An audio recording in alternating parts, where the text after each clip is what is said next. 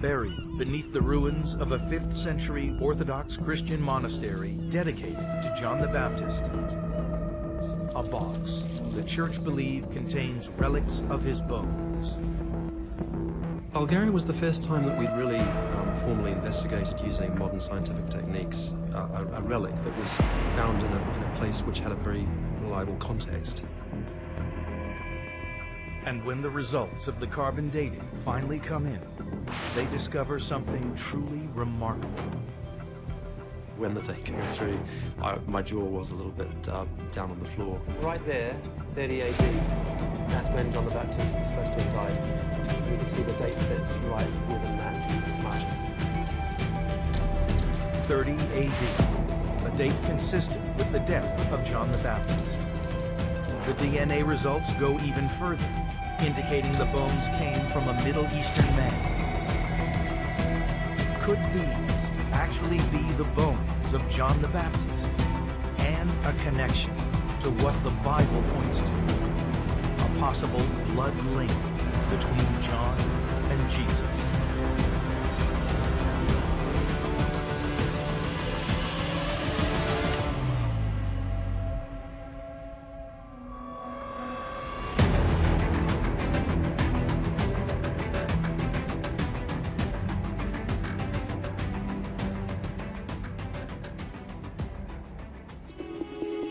Jubilees is not the only ancient text that gives a different story of creation. There is a forbidden book, lost for centuries, that includes fallen angels, bloodthirsty giants, and a warning to all humanity.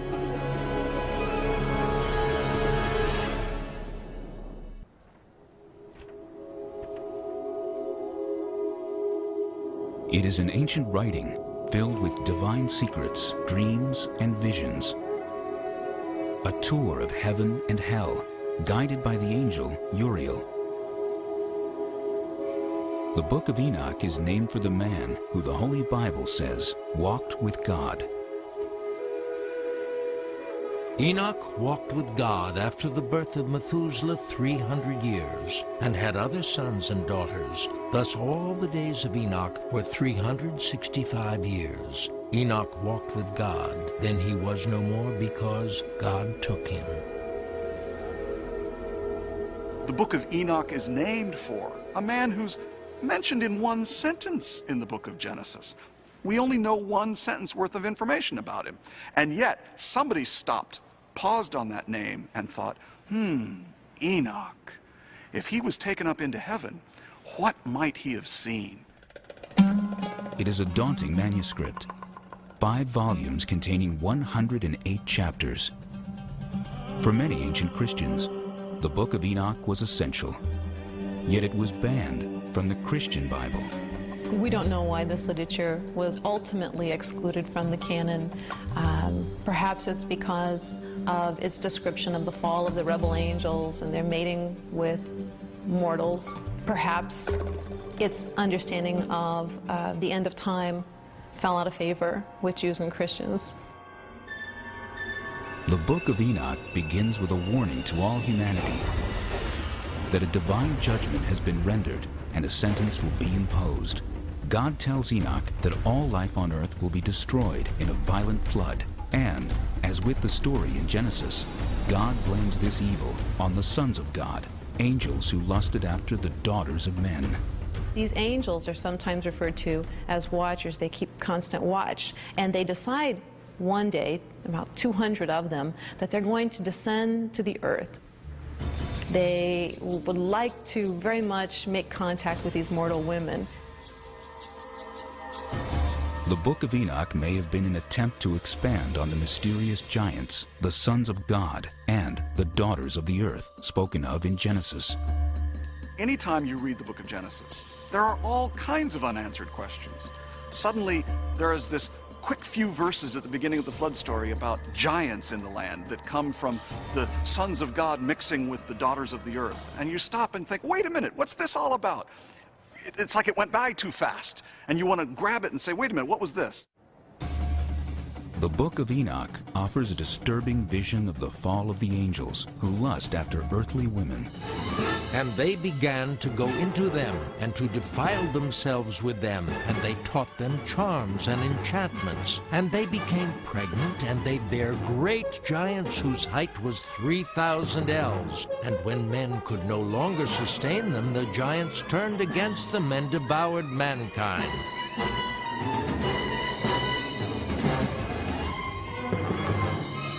That these angels have crossed over this boundary that they shouldn't have. They were spiritual beings and they were to remain as such.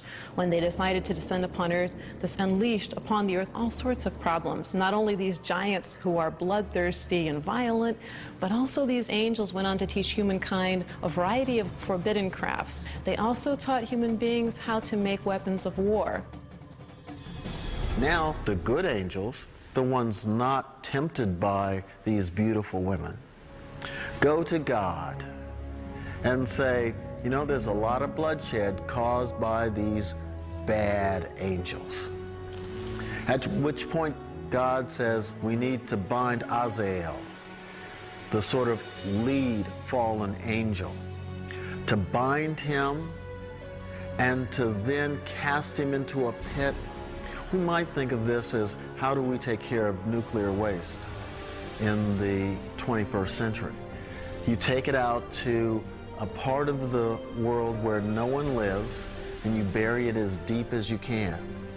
For this community, the angel was like that sort of nuclear waste. Dangerous, volatile. After the rebel angels are cast into the depths of the earth, Enoch has a dream vision. The lead angel, Azazel, begs Enoch to plead their case before God, to petition the Almighty to release them from the depths of the earth. The request for clemency is denied. This version of the fall of the angels was very popular in its day and maintained popularity for centuries to come. When we look at Dante's work on the Inferno, it's largely out of the material in Enoch. When we look at various snips of the New Testament, Enoch seems to be in play. In Corinthians, when Paul talks about women covering their hair so the angels won't be seduced and tempted, it goes back to the fallen angels tradition. Another episode tells of Uriel, a powerful angel in charge of the stars, who becomes Enoch's guide through the heavenly realms. Uriel's name, in fact, means God is my light. And whenever he is described, frequently in relation to God, he is situated to the east of God's throne. This is very interesting. Of course, the sun rises to the east. So this gets us thinking, Uriel, a figure associated with light, perhaps associated in some way with the sun, or the stars, or the idea of these heavenly bodies making their rotations daily. And all these Uriel, the holy angel, who is the leader of them all, showed to me, and their positions, and I wrote down their positions as he showed them to me. And so something is going on here with the stars.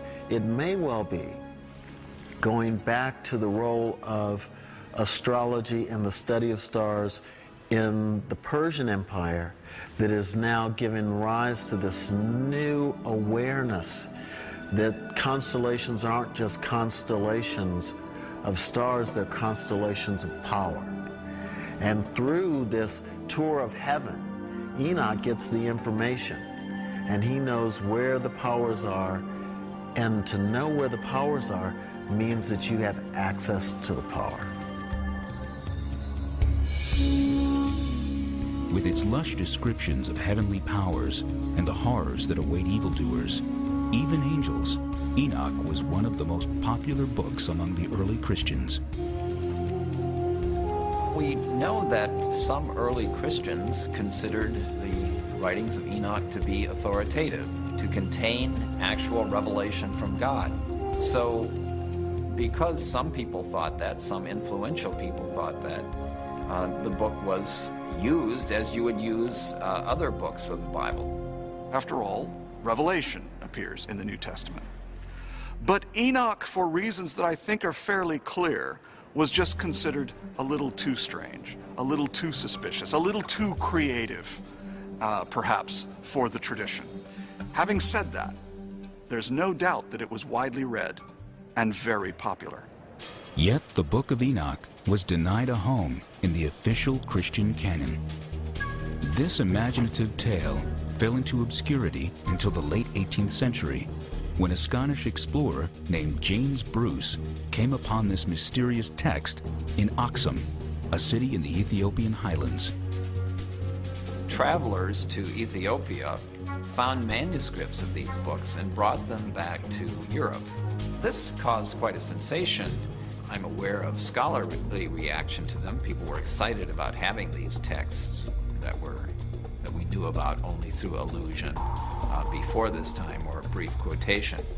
Whether this raised any questions in people's minds, canonical questions, should we put these books in the Bible? I'm not aware of really intense discussions of that sort. Until the mid-20th century, the Book of Enoch was assumed to be of interest only to the very early Christians. We now know that Enoch was sacred to Ethiopian Christians all along. Part of the reason why this probably became part of their canon is because of the mythic story of the foundation of the Ethiopian monarchy. You have Sheba, who goes to see King Solomon, and the story goes that not only does she bring gifts, she brings a little bit of something back home.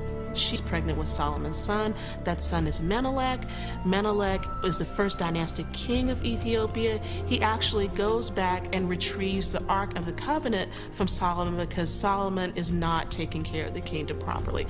And the Ark rests reportedly in Aksum in Ethiopia. So when Christianity comes later in about the 4th century to Ethiopia, there's already a story there. There's already a connection to the Old Testament story. So the Book of Enoch and all these other types of books that are included within the Ethiopian canon become part and parcel of putting together this Old Testament story, this Old Testament link, with a very new Christianity that enters into the Ethiopian. They don't give up the old. They put it all together with the new and blend it together. Large portions of the Book of Enoch also were found among the Essene literature, hidden in the caves of Qumran, as part of the Dead Sea Scrolls. Enochic literature was very popular with the inhabitants at Qumran, at least for a while, probably at the beginning of this group's existence at this site. And how do we know it was so popular? At least 11 manuscripts of this text have been discovered. And that's quite a number, especially when we think in terms of what it costs to produce a manuscript in antiquity, in terms of not only the material required, but also the labor. And so sometimes what people are reading and what the leadership in the church actually wants you to understand are two very different things. Today, ancient writings not included in the Bible are being re-examined by 21st century eyes.